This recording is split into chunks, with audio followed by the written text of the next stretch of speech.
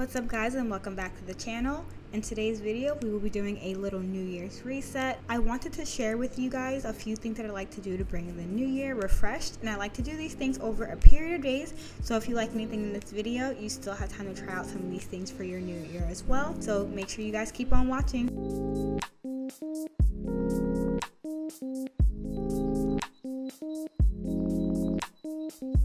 Jumping right into the video. So I started by cleaning my apartment. My place got really cluttered and messy during the hustle and bustle of the holidays, and when my apartment gets this unorganized, I definitely feel like it brings down my mood. So this is the first thing that I want to tackle, which was just, like I said, cleaning my apartment. I started in my kitchen and then moved on to the living room and then the bathroom. I didn't do too much in my bedroom because I need to organize my closet first, because my room is mainly just full of clothes, so that will likely be its own separate day and its own separate video. So on this day I just did the kitchen, living room, and the bathroom. So as you'll see in this video, I'm just putting things back in their proper place, throwing away items and trash, and giving everything a good wipe down. After that, I swept the floor. I don't know if other people do this as well, but I also vacuum the floor after I sweep. I feel like I don't get up all the dirt with just the broom, so I like to vacuum to get as much as I can, and then that's when I go in and mop. And because I use a Swiffer to mop, I use a spray bottle with a mixture of water and bleach, and I spray that onto the floor first and I let it sit for a few minutes, and then I clean that up using the Swiffer mop. Letting the bleach and water sit on the floor helps lift up any dirt that's like really stepped in or pressed into the floor that just the liquid from the Swiffer is not going to pick up. So yeah, here you can see me doing my whole kitchen, and then you'll see me doing the same exact process in my living room. And I also take my time doing this, i.e. cleaning, because it's very tiring to just clean constantly. So I like to stop and sit and take breaks, watch TV. On New Year's, I love watching the Twilight Zone marathon, so that's what I was doing while I was cleaning. Scroll through my phone, things like that, because like I said, cleaning can get very tiring.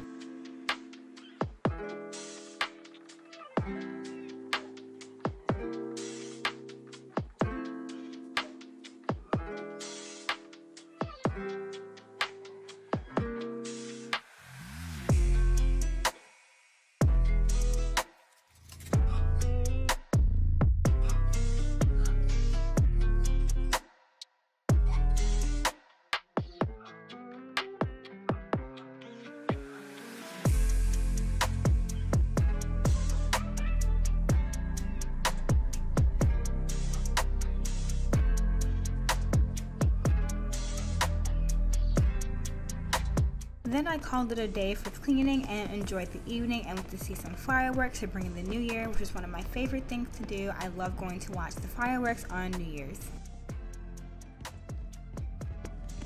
And now we're back. This is the next day, as you can see, and I'm just picking up on doing some cleaning, starting some laundry, and then some other small cleaning tasks as well.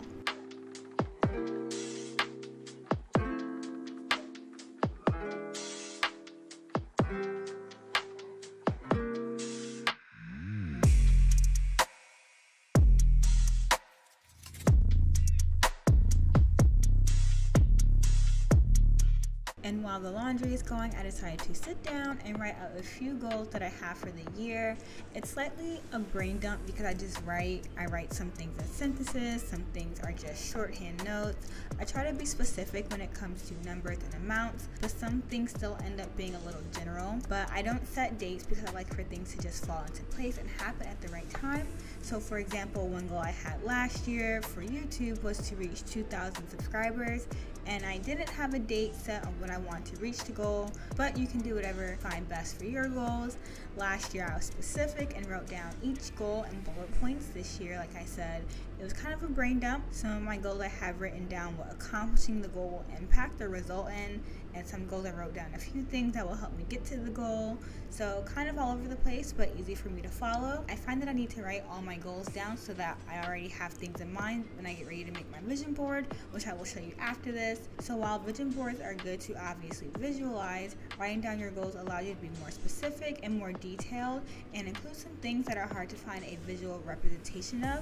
So that's why I prefer to write down my goals in addition to making a vision board. And here's a glimpse of like my page after I started writing a bunch of this stuff down.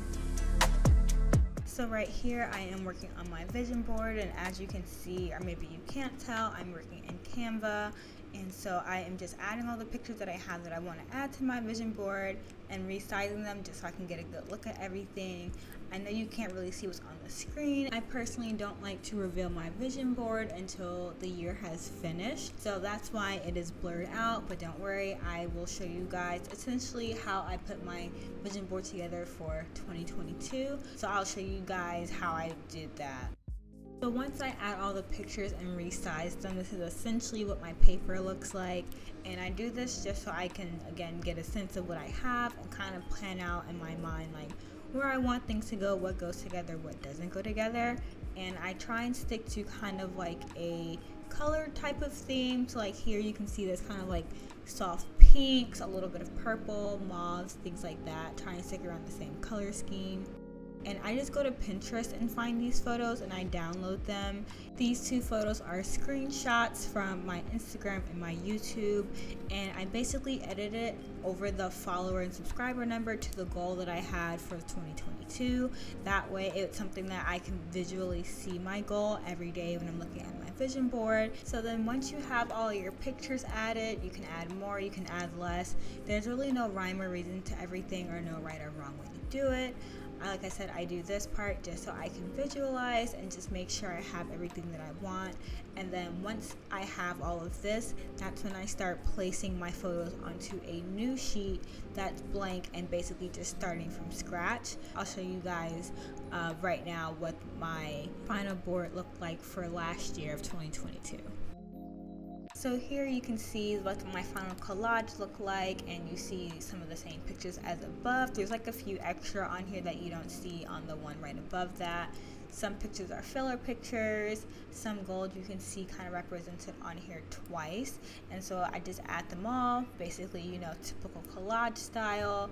And I personally don't like any of my background to show, so I make sure all of the pink is covered. And yeah, I'm just covering as much space as I can with all the photos. So like this one, for example, is a filler photo. I always have a quote right in the middle of it. You can see one of my goals that I had on here is building a PC and building a gaming PC. As you've seen in this video, I ended up doing that. It's on my desk. It's what I'm working on right now. Making more money, saving some more money. That's what this like pile of money, I guess you can say, represents, as well as this travel jar. Getting up early was a goal. As you can see, I edit it once again to say AM instead of PM. So I just kind of want to get up earlier, not necessarily at 4 a.m., just earlier. Go to the gym, which I really did not do last year. I went to the gym maybe like maybe like 10 times maybe. And so yeah, everything obviously doesn't always get accomplished, which is fine, but it's nice to just have like a visual reminder throughout the year of the goal that you do want to try and accomplish and works toward. And so here I am putting the finishing touches on this year's vision board. This does take me a little bit of time, as you can see from the clock on the video. It took me about maybe 30-45 minutes or so. So definitely take your time with this, make it as nice as you like to do. And then once I'm done making my vision board, I like to download it from Canva and then set it as my background. Here I'm showing you guys what my current background was, which was my 2022 vision board. So I'm getting ready to do the same thing with my 2023 vision board. And super obvious and common goal for the new year is to eat in more, eat out less. So here I am stopping to cook some dinner so I can continue with my night. So enjoy this cooking ASMR for you.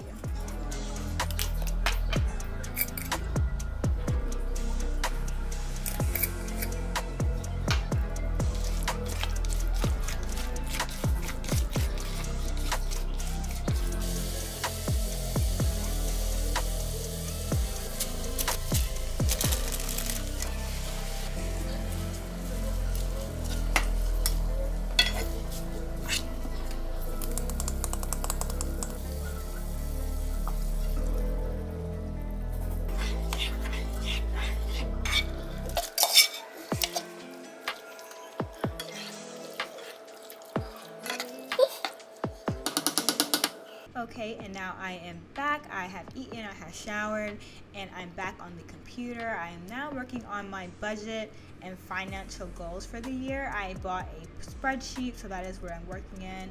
I know it's like super hard to see my screen, it's pretty bright, but I will give you guys a close-up of the Excel spreadsheet that I'm working with, so that way you guys can take a look at it too. This first tab that I'm on is the Read Me tab, which is just a bunch of information on how to use the spreadsheet, different things you can do, and tips and tricks, as well as definitions, which is what I really like about this spreadsheet, is that it defines a lot of the terms that you will see in the different tabs that you are dealing with. This first one is your categories tab. I'm using the sample one, so this is already filled out for you, and it shows you basically how to use the spreadsheet so that you can make your own.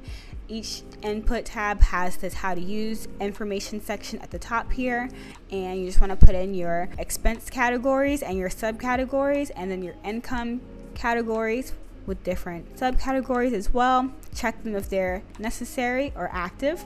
And then you have the same thing for your taxes. You have your tax categories, investment categories, and your savings categories right here. Here we are, and we are at our 5-year goals. And this basically, once you enter the year and your goals here, it calculates for you the subsequent years up until 5 years. And this is basically for you to fill out depending on what type of financial independence lifestyle you want. So it calculates basically the end goal to reach each category, and using those numbers, it should help you fill out each of these subsequent yearly goals that you have. And these are pulling from the categories that you input here. Now we are at our annual budget tab, and this is exactly what it sounds like. It's creating a monthly budget for yourself. This is a zero-based budget, meaning that whatever you put in for your income, this top number here will automatically show at the top here, but as you start allocating your funds down here, this number will decrease, and you can see here that this 8780 number has been allocated to all of these categories, meaning there's $0 left outside of that budget. Now you have your net worth tab. This is a tab to help you obviously calculate your net worth. You can see at the very end here, it calculates your total assets, total liabilities, and it calculates your net worth right here.